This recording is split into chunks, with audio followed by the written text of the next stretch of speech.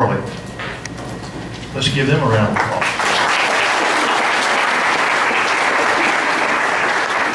Thank you for being here. Can everybody hear okay? Can? All right. We're going to work on, this is obviously the first time we've done this here, so bear with us while we work with the technology.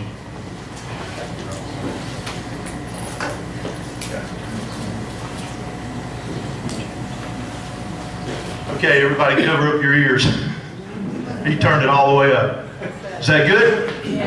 Okay. I was hoping that that I would not have to use a mic, but so what we'll be doing is passing the microphone around this evening so everyone can hear. Well, welcome tonight. Appreciate you being here. This is a very, very important process that we're in, and the things that you hear tonight and the way you participate will make for a better outcome. I also would like to say thank you for having good quality candidates to work with and to represent our community. As you heard earlier from Jeff, we've got a list of questions that we want to work through, and while I did hear the minister say, be slow to speak, I want to cover a lot of material tonight. We got some really good questions. You know, if you look around and you see all the signs out on the highway, you'd think there was an election going on. But so here's what we're going to do. We're going to talk about the vision for our community, quality of life, growth and development, and services. So those components are blended into the questions that you're going to hear. We're going to have the mayor's candidates this part until 7 o'clock. So we're going to move quick, and then right after that we'll change things over and go to 8:30 with the other commission candidates. The process that we use is going to be the same, so I want to cover that with you. I'm going to ask a series of questions that have been made public to the candidates. Then we're going to ask each candidate if they are interested in asking their opponent a question, and then you'll have time to ask a question and respond to that question. I'd like to hold your comments to a minute if I could. You know, we want to move through this rather quickly. And then, as Jeff said, we've got questions that would come from the audience, and then we'll have a few minutes for closing remarks. So with that, and as moderator, I'll try not to be too dominant, but if I see that someone is going on and on, I will, I'll hopefully tactfully pull the plug and so that we can move quickly through this. That's what a moderator does. So with that, we didn't do a coin toss or anything to see who gets the first question, but we will rotate the question so that everyone gets a first response to the question. So do you want to toss a coin here, or just? Did you go first? Okay. All right. Here's the first question. Identify the top. Can I ask a question? Please do. I thought we were going to have an opening statement. Oh, I'm sorry. You're right. My bad. Let's ask each of you to do an opening statement then. If you don't mind, say 2 minutes. Okay. 2 minutes to close. Okay. Can we start? Okay, I'll go ahead. Well, good evening, and thank you all for coming out tonight. Tonight is a job interview, and you are the ones that will do the hiring on November 5th. You hired me 4 years ago to lead and represent Cramerton. And I've not taken this responsibility lightly. I've worked hard to make Cramerton a safe, attractive community that people want to live in and businesses want to locate to. This has been accomplished through a board of commissioners that feel investing in our community will yield a return on these investments.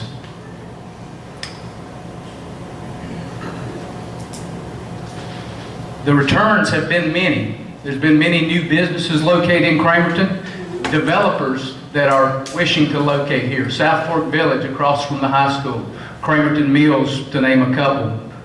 Much more smaller businesses that have opened up. We've partnered with neighboring municipalities to decrease the cost of government and provide a higher level of service to our residents. We've taken risks that past administrations would not for fear of shaking up the status quo. If elected to serve as your mayor for 4 more years, I will continue to look for ways to save you money, dollars, increase the level of service you get from your local government. And we've not been satisfied with business as usual. And we can't hang a sign on Cramerton that says we're closed. We're open for business. And we must be willing to listen and respond to the needs of the citizens to improve the quality of life in Cramerton. We must be willing to welcome new development to Cramerton and broaden our tax base so that the cost of government is not shouldered by each of you.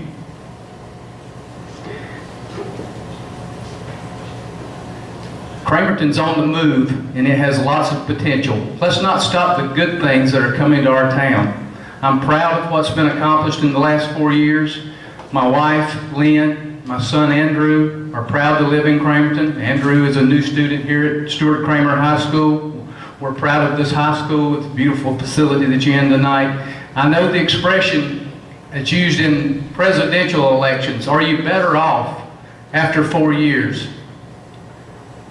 Well, ask yourself that tonight. Are you better off after having 4 years with me as mayor and the administration we've had? And I believe the answer is yes. And if you believe the answer is yes, I want you to hire me again on November 5th to be your mayor. Thank you for the honor and the privilege of serving you.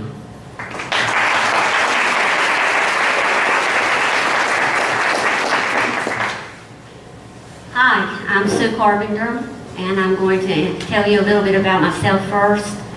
It's hard to beat an incumbent because all of you know Ronnie and have known him for 4 years. I have deep roots here in Cramerton. My great-grandfather came down from Cherokee to work in the mills. They needed jobs. I graduated from Cramerton High School, went to Winthrop University now, on a Kiwanis scholarship that was awarded to me and handed to me by Mr. Bridges way back when. But I know a lot of people here. I love this town. I always have and I always will, and I'm proud of Cramerton. The reason I decided to run is that after serving on the beautification committee for over 5 years and attending all the board meetings for the last 2 years, I see things that I don't think are quite right, that need to be addressed, that need to really be challenged maybe. One of them that I'd really like to work for is the need of transparency in our government, openness, communication, and accountability for the town administration. I worked in the international trading company for 20 plus years as office manager, so I know some accounting, I know public relations. I've worked with international people, national people, so I know what it takes. I don't see that in today's council. To me, your board of commissioners are the most important people that you elect. They are the ones that represent you and do what they think that you should want. I think, to me, that this position of mayor has been a little strong. I see a little too much influence, maybe. the mayor actually should be a facilitator. The mayor doesn't vote, the mayor, except in ties, and that hasn't happened much in the past when I've come to watch anyway. I know he has his opinions, and they can be strong, but they need to be your opinions, not his.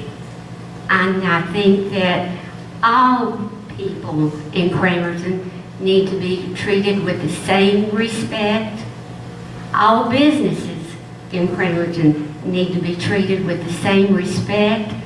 All areas of Cramerton need to be treated with the same respect.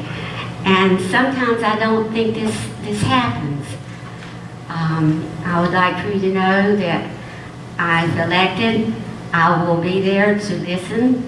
I will be there to take your concerns, take them to the board. They may not match what I think, but I will certainly try to represent all areas of Cramerton. Even before the election, if you have questions, please feel free to call me. And in closing, I can say one thing, that if you do have questions and you need to find me, I'll be there. And that's it. Thank you.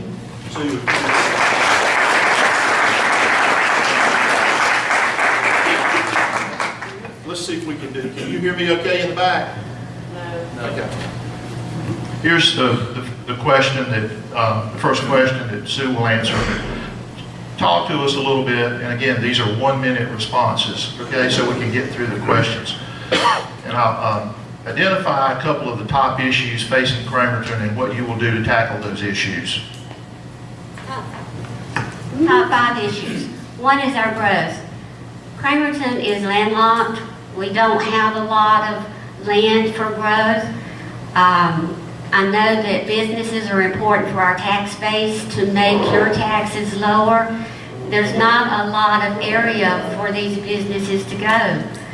Cramerton's, I don't think, will ever be a strong commercial center in the county. Our strengths have always been, and I think will be, our community, our sense of wellness here as one community. We need to look into getting more families to locate here. Our services are great. We're safe. We have a good place to live. We have great schools. That's what we need to build on. We've got to get younger people in here also. We can't just let it age out. 1 minute. Same question. Well, of course, economic development is most important. Ms. Carpenter speaks about being landlocked. We are landlocked, but we do have a land use plan that's in place. We do have sphere of influence agreements with our neighboring communities, and Cramerton has a lot of room to grow, and right now we are growing. We're growing, as I said, the South Fork Village, which will be a mixed-use development on the boulevard. It's 352 apartments. The village at Cramerton Mills is 100+ acres.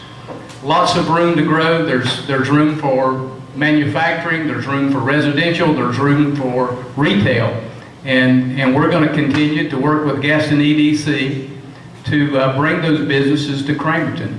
And as Ms. Carpenter said, young people, that's right. We want young people that are living in Cramerton. We want them to be able to have a job here in Cramerton when they leave high school and go to college and maybe return back to Cramerton.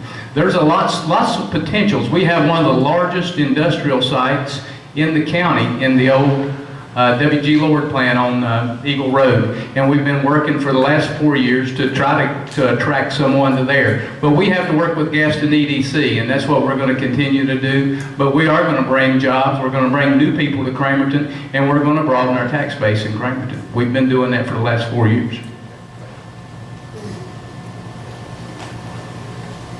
Okay, this sort of follows along with with the line of thinking that you've heard with regard to Cramerton. So how do you envision the town of Cramerton in 20 years? What do you think the population might look like? Speak to development and greenways and green space, parks and recreation. What are your ideas and thoughts?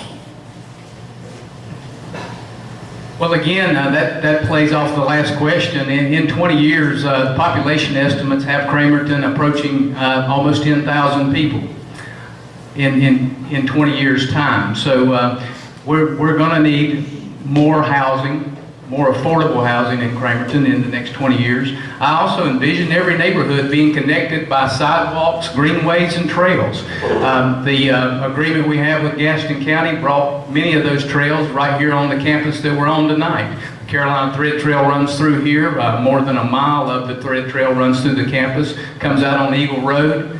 The trails on Goat Island. There is another trail plan that will connect the South Fork Village to Goat Island. That's all been done through grant money that we're working with DOT to bring those grants. Does that mean my time's up?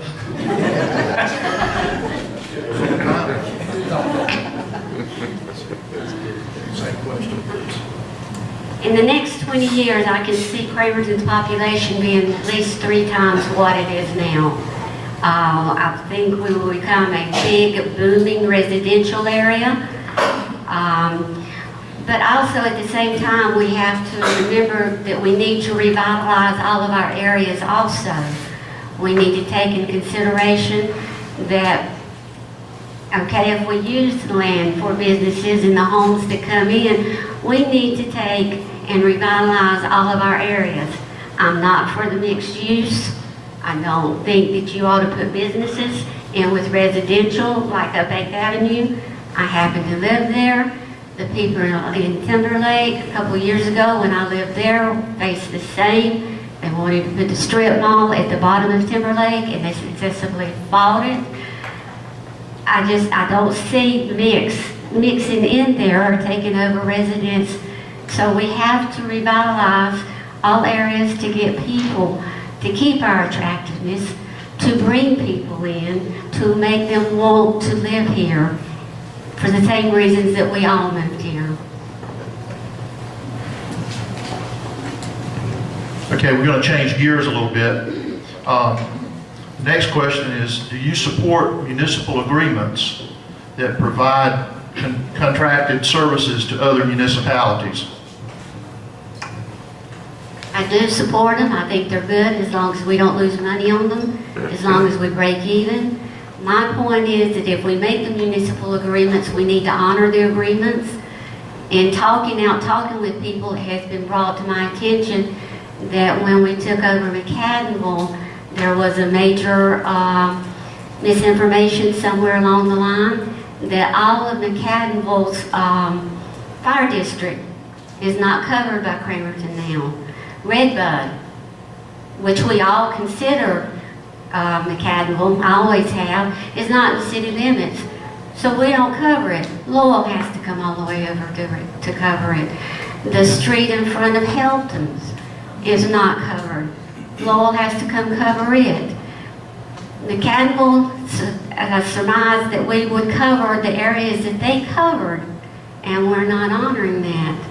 I think as a community, we ought to honor, keep it up. Plus, like I say, as long as we don't lose money on it, I think it's great.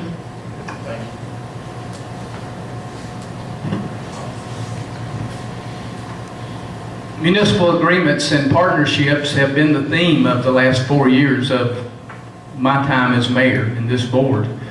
We partnered with Gastonia, with the utilities. That's why your water bill is lower today. $400,000 has been returned to the citizens of this town and the business owners of this town. That's equal to 10 cents on the tax rate. Back in your pocket. Back in your pocket each and every month. My bill went from $80 a month to about $56, $57 a month. Ms. Radcliffe says hers went up. So I've talked to people that have said their water bill has went up some. we've stabilized rates over the next few years with Gastonia. We're bringing more people and more communities into the Two Rivers utilities. McCadville and Lowell will soon join us. The Kings Grant development on Lowell-Bethesda Road has joined up with the Two Rivers utilities. We are the model for Gaston County. And agreements such as police and fire, well, we didn't take over McCadville. They came to us and asked us, would we provide fire service for them? And we don't set the areas that we cover. That's done by the county fire marshal. So we're doing exactly what we're supposed to do. McCadville, I talked to the mayor this week in McCadville, very happy with the police and fire services contract. This is sort of a follow-up to that. What services can be reduced or not offered in order to reduce the town's budget? Thank you. Well, of course, if you want to look at cutting services to the town, the first place, look at, we're right now experiencing the shutdown of the federal government. So where did they cut? It's parks. They've closed the Cape Hatteras National Seashore. They've closed facilities along Blue Ridge Parkway. So that's the first place you want to look to cut, is recreation. It's really, if you you don't have to have recreation. You can go out and walk on the sidewalks. Guess you can do things like that. You can do those things. So that's an easy place to say we can cut. But at what quality of life are we going to cut that recreation? Are we going to close the gymnasium? Are we going to close the swimming pool in the summer for the kids that go there? Are we going to close the ball fields that we have? Where more than 1,000 kids each year are served. And that's not just kids from Cramerton, that's kids from surrounding communities that come here. But more than 1,000 kids participate in sporting events here in Cramerton: baseball, soccer, basketball. Go look at the gymnasium on a night when they're playing basketball. Look at the impact that has on our local businesses, though, when all those families come to Cramerton and they're visiting Giorgio's, Market Street, Center Street, the deli, Amberjacks. Look, they're going to those places to eat and they're spending money. So that's the place we can cut if we choose to do that. We can also we could cut leaf removal. That would be an area we could cut if you didn't want your leaves picked up. We could cut that. So there's always a cost.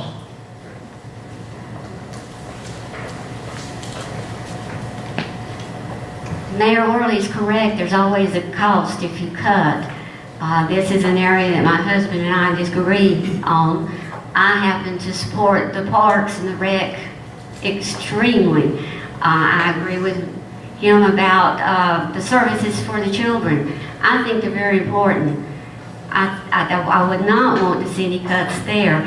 Any cuts right now to our city would result in services, quality of life lessening.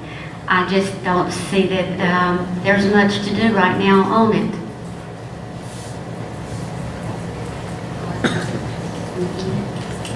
Yeah, another question. Okay, what do you see as Cramerton's gateway? And by that I mean the place that we consider as the first place that a visitor might want to come to, or it could be the entry point to the town. What do you see as Cramerton's gateway? And as a part of that question, should the town construct a Veterans Memorial? And if so, how much should the town spend on this project?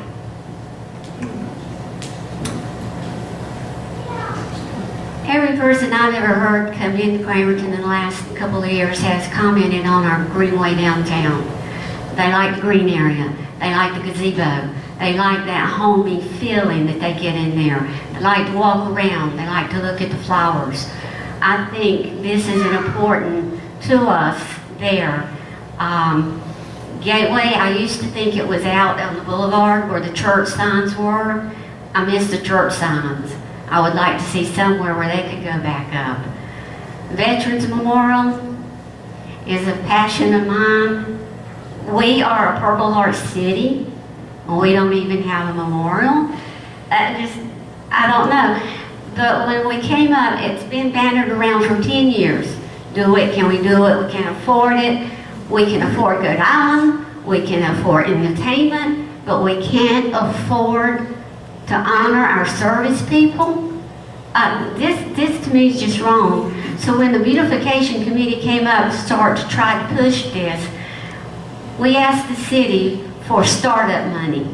We needed an engineer to look over it, to see where we needed to place it, and how it would be set up. We haven't asked the city and the taxpayers to finance it.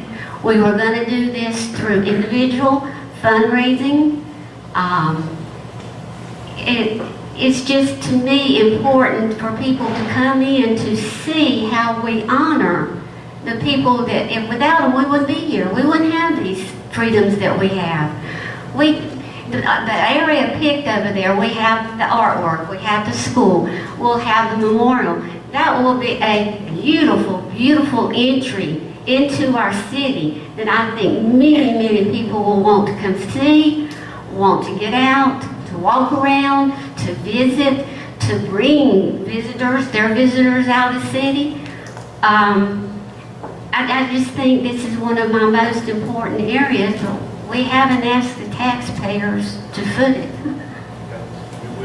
How much would be a reasonable amount to spend on a project?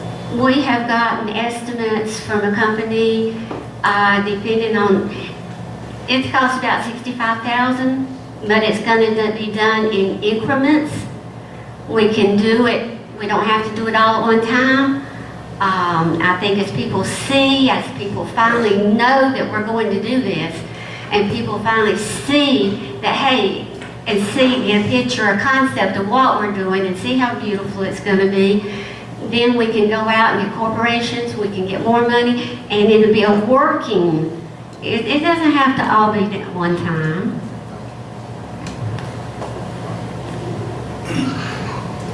Well, as I look around the room, there's many veterans here tonight, so I certainly appreciate your service. The town appreciates your service, and I think recognizing the service of these veterans is important.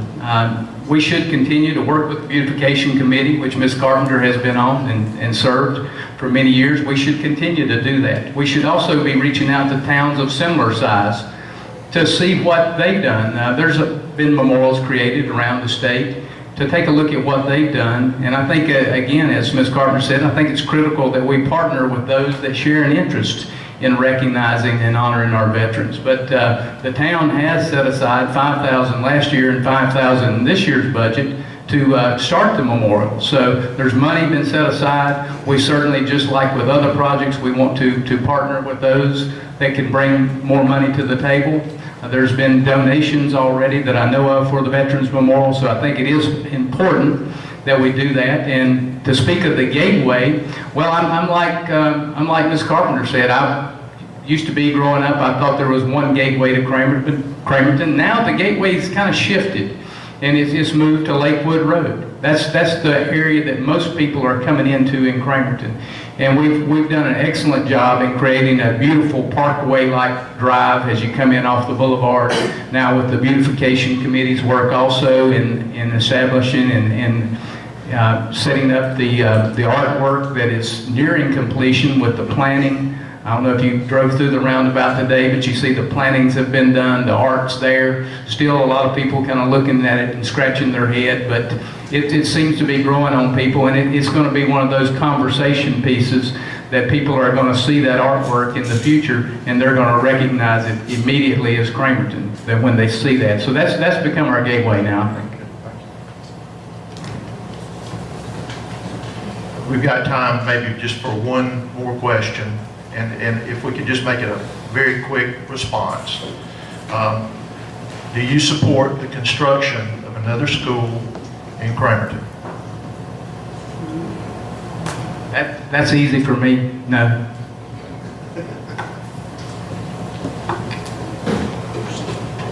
Just as easy for me, no. Now, if we could, like to get some closing, oh, wait a minute. We're going to let them ask each other a question. So think of what you would like to ask each other, and then they will give you a 1-minute response, and then you'll have an opportunity to respond to their response. Okay. So, Sue, I'll let you ask the first question. And you don't have to ask one if you don't want to. No, I'm thinking which one I want to ask. This has been something that I know you probably have an answer to, but it's puzzled me for a while. My auto rate didn't go down either. But it's in the form that went out says that the town has saved $1.5 million. Can you tell me where this is or how? I don't understand that. And it's being mayor, maybe you do. Well, I might need some clarification from you. I'm not sure what you're referring to, saying that we saved 1.5 million. I mean, if you can tell me, we put more money in fund balance over the last 4 years. If that's what you're referring to, we put money in fund balance. That's part of it. I mean, I don't know exactly. If you can tell me more about what you... Okay, it seems to me we keep borrowing money for cars, for bridges, for town hall. If there's a $1.5 million something out here somewhere, why aren't we using some of it instead of borrowing money? Yeah. Well, yeah, I understand that question better now. Yeah, the town is in better financial shape today than it was 4 years ago when I took over from my predecessor. And that's when we were getting letters from the Local Government Commission. And if any of you are familiar with the Local Government Commission, they kind of monitor and they keep a hand on what municipalities all over the state are doing. And they were sending us warning letters telling us that our savings account had become dangerously and critically low. So over the last 4 years, we've been able to contribute back, and now our fund balance is $3 million. And we do have $3 million in the bank, but the reason we're borrowing money, we borrowed a little over $1 million on town hall, and that's because I don't think that the people that are here in this audience tonight ought to shoulder the responsibility of paying for town hall completely on their own. We'll pay for it over the next 40 years, and we'll let other people that are moving to Cramerton help pay for town hall. We'll let other people that are moving to Cramerton help pay for the bridge to Goat Island and Goat Island. So it's a smart decision not to deplete our fund balance to pay for things that we certainly could pay for because we have the money in the bank, but we're going to let future residents help pay for it. Shouldn't be on each of our shoulders just to pay for these things. You asked her a question. Okay, I'll ask. Miss Carpenter had made some statements here about that some of the board members, and I'm assuming she's not talking about her husband, but she said some of the board members boast of many accomplishments. And she asked the question, at what expense did these accomplishments cost the community well-being? So we have, I don't think I've boasted of any accomplishments, but I am very proud of what we've done in the last 4 years. So the question is, at what expense to the community were these accomplishments? So I need some help in understanding those accomplishments. I have talked to many people and going door to door, introducing myself, talking. And you may not, I don't really understand this, but Cramerton is not a united community. You've got some areas of Cramerton that feel extremely slighted because they're being overlooked, they're not being taken care of. They think that, oh, all this new building's going on and you're doing all this, and here we have drainage problems. We have problems that we bring to the board and they just ignore. I think that one of Cramerton's strong suits always used to be that we were like family. We took care of each other. We were all together. And that sense is not here right now from the people I talk to. You get a lot of resentment. Why are they building new buildings instead of helping us with our communities? Why are they doing this instead of this? And I don't know that they're not being listened to, they're not being addressed. I don't know the answer to that, but I do know that it's there and it needs to be worked on. And you get a 30-second response. Well, I'm not sure what new buildings we're talking about. We did refurbish a very historic building, the Cramerton Mills offices. That is a beautiful building. If you've not had an opportunity to come in and visit, it will last the community probably for the next 50 years in what we should need. So we've invested in historic buildings, and we are investing in parks, and we're investing in our community. More importantly, that's what I said when I opened up. We've been investing in Cramerton, and people are coming to Cramerton and investing in Cramerton also because we've made the investments to bring people to town. And that's what's causing our growth right now. Every town in this county is not experiencing the things that we are in Cramerton. We're not going to hang a sign that says we're closed for business on Cramerton. We've invested in it through the work of the commissioners, and we want to continue that. So again, if you want to continue that, like I said before, hire me back on November 5th and we'll keep it going. That sounded like a closing. When I asked him a question, you didn't let me ask back to him. That's right. He asked me a question, and you let him answer that, but when I asked him one, you If I didn't. made a mistake, would you like to respond? Yes, I would. Okay. And as we complete this, would you go right into your closing statement? I heard a commissioner state one night that it's okay for us to borrow all this money because our grandchildren can pay for it. That's true. I heard that. And I thought, oh, that is so wrong. That is so wrong. For one, I don't want my grandchildren coming in with debt. Two, who's going to say Goat Island's going to be here if it's not flooded over worse? I just don't think it's right for us to go in debt and leave for our descendants to pay for it. Period. I believe, in closing, I believe so much in the Veterans Memorial that I, if elected, I'm giving my salary toward that. I'm not taking it, I'm giving it to the committee for the funds to build the memorial. Again, there's accounting procedures, I'd like to know how much comp time is built up in the city. All this, we want to know about Goat Island and the clearance and the maintenance, and we're told we didn't hire anybody else for it. Our people take care of it. They were out there working night and day, sun up, sundown on Goat Island to clear it up after the flood. But you know, it was over 2 weeks before they got to Riverside. Riverside has children. Riverside have people down there too. The same floodwaters that went over Goat Island went over them too. But they were ignored. They had to wait for cleanup. They went in and pushed a big pile of sand up. And what happens when you have a big pile of sand? The children played in it. If it wasn't safe on Goat Island, it's not safe here. Would you make a closing remark? Closing, all I can say is that if you ever have a question, if I'm elected, if you ever have a problem, I'll be there for you. And you won't find me on the golf course with the town manager and another commissioner. Thank you.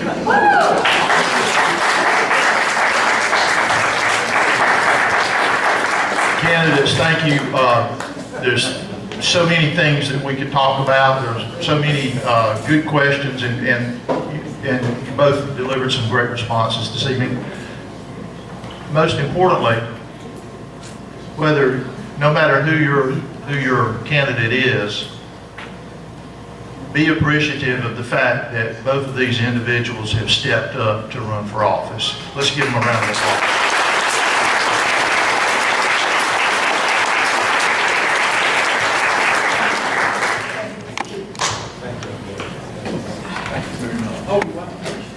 Hold on 1 minute, we're gonna ask the